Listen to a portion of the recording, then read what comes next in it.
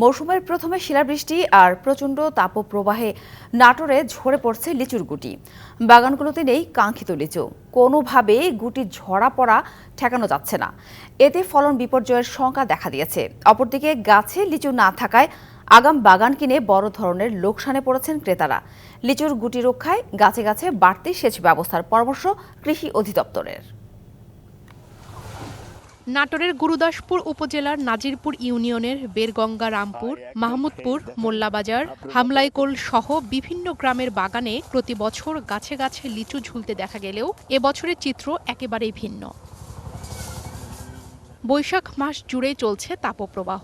এতে অকালে ঝরে পড়ছে লিচুর গুটি। দুই একটি গাছে অল্প সংখ্যক লিচুর দেখা মেলে, আর বেশিরভাগ লিচু গাছে নেই গুটি, আছে শুধু বোটা।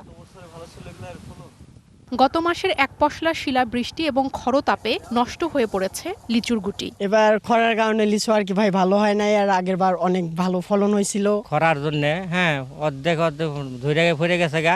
লিচুর আবাদে মনে করেন আমাদের সংসারটা চলতো। যে বাগান মনে করেন যে 3 লাখ টাকা দাম করেছে, সেই বাগান মনে করেন যে এখন 50,000 টাকাও দাম বলছে না। গাছে লিচু না থাকায় আম বাগান কিনে বড় ধরনের ক্ষতির মুখে ক্রেতারা। কোনো মূলই আসেনি এবং যে কয়েকটা মূল আসছিল কয়েকটা গাছে, তা অতিরিক্ত তাপের কারণে সব নষ্ট হয়ে গেছে। লিচুর আড়তে খরচ হয় 2 থেকে 2.5 লাখ টাকা। এবার ফলন না হওয়ায় লোকসান গুনতে হবে আড়তদারদেরও। শিলাবৃষ্টির কারণে লিচুর অত্যন্ত ক্ষতি হয়েছে।